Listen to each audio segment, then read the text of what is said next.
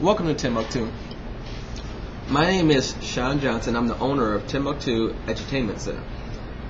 People often ask me, where did the name Timbuktu come from? Where'd you get the idea? How'd you get started? Let me briefly state what Timbuktu was historically. Timbuktu in the 14th century was the most popular city in Africa, West Africa and Mali. Timbuktu is kind of located in the desert, but it was a center of trade. For whatever reason, people would come from the north, they come from the south, they come from the east, and they come from the west. I'm talking about east in Asia and west in the Americas and north in Europe and south in Africa, and they would come and meet in Timbuktu and they would trade their goods and wares. So Timbuktu was a trading place, a trading port. In the midst of that commerce, the native people of Timbuktu became translators between the different people of different countries, and their language, their native language, which was Arabic, became the international language of commerce. As today, English is the international language of commerce, in the 14th century, Arabic was, which is a little known fact. Timbuktu, as a result of this natural inclination to translate between different people, became an education center. So they started to teach Arabic, and they also started to teach Islam in a place that they named Sankore University, which was the first organized university in the world. So people from Europe would come down to Sankore University and study Arabic. They would come down and study Islam. They would come down and study mathematics as well. What I'm trying to do is revive that name of Timbuktu with Timbuktu Edutainment Center by combining education, 21st century education, with 21st century entertainment, and bring people together in a state of commerce. We sell different things. Like we sell goods and services, we sell access to the internet. And my idea was, and let me tell you a little bit about the origin of the business idea. In 1998, I was a student at University of Michigan Law School, my final year, and I had an elective class called Internet Law. Our final project was to write a paper based on any subject that related to the internet. The subject I chose was called the digital divide. I did a research study of the disparity between the number of people who owned computers and had internet access at home and those who didn't, and what that trend meant for the future. So I decided that the paper was a harm, inherency, solvency paper. So in terms of solvency, I came up with only 3 solutions to the problem. The first solution was either that we expand our public libraries and add more computers to them and give people more access to the internet for free, or 2, that we expand our community centers and once again add computers to them and give our people internet access for free, or 3, we create these profit-based internet cafes or internet access points that people will pay. People who value the internet access would pay for that access and get the state-of-the-art latest technology with which to do so. Now, I wrote that paper in 1999 and kind of put it on the shelf, turned in my paper, got an A, and walked away. Actually, I moved to London, England, and started my first company, Third Eye Technology, because my background is computer science and computer programming.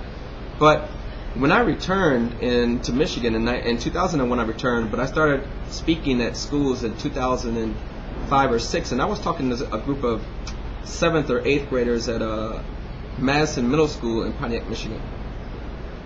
And I started to notice that these children didn't have computers at home, and they didn't have internet access.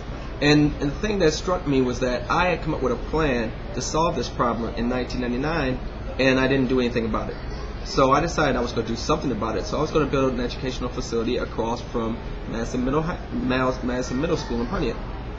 As I started to approach the project, look at a location, get quotes on building out the space, get quotes on all the computers and the equipment, I was just going to build an educational facility. It was going to be an after-school supplemental education facility, tutoring, small group rooms, meeting rooms that kids could collaborate and brainstorm different ideas. But as I started to explore it, I realized there was a lot of things I just didn't understand, and I didn't know how I was going to secure the place, how I was going to get children there and back safely. So I decided to scrap the idea, but I had written out an entire business plan and put it on the shelf. So then I was already a web developer, and I had been in that business for almost 10 years. So I used to just stroll around Great Lakes Crossing Mall in Auburn Hills, and just in my free time during the day, because I only worked about 3 hours a week, 4 hours a week. So I decided that I wanted to open up some kind of store in Great Lakes Crossing. One of my favorite brands is Life is Good, so I was going to open up a Life is Good kiosk or a store. So I contacted Life is Good in 2006 and told them I wanted to open up a kiosk in Great Lakes Crossing. Well, they told me flatly, we don't allow people to sell our products out of kiosks. You have to have a brick and mortar store. So I went back to the drawing table. I said, okay, you know what I'll do? They didn't say no. They just said you have to have a brick and mortar store. So I'm going to open up a brick and mortar store. But I couldn't think of what I didn't want to sell clothes in a clothing store. So I decided that I went back in my office where I have at least 4 or 5 business plans all the time to do something. And I found the Timbuktu Cafe business plan. I pulled it off the shelf, thought about it, laid it out on a table, redesigned it for a space at Great Lakes Crossing, and then decided to add in the entertainment element. Because I thought that inside of a commercial shopping mall, that just the education element probably wouldn't work. At least that was my perspective. So I opened it up in Great Lakes Crossing Mall, and immediately the learning curve that I had was the gaming part. I'm not a video gamer. I've never played video games in my life. I was a computer programmer. I started programming computers when I was 6 years old, and I've been programming computers for over 30 years now. But I never played video games. That was never my mindset. I was always an educator. I've been a teacher. I've taught Spanish. I've taught salsa dancing. I've taught martial arts. I've taught mathematics. I've taught English. I've taught financial literacy classes. So now I opened up this store at Great Lakes Crossing, and I had a learning curve for the first 6 months to a year, just trying to understand how the systems work, just trying to understand the business model of opening up a gaming center. So the educational piece got put on the back burner.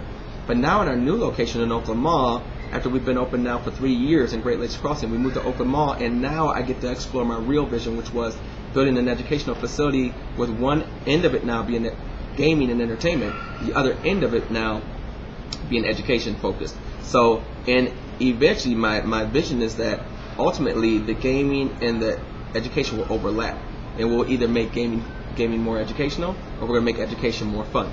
So that's the new vision for Timbuktu. That's the Timbuktu story. That's where I came up with the idea. If you want to know a little bit more about it, email me at timbuktuedutainment@gmail.com. I'll respond. I love talking about the idea. I love talking about the vision. Stay tuned to Timbuktu because there's some great things on the horizon.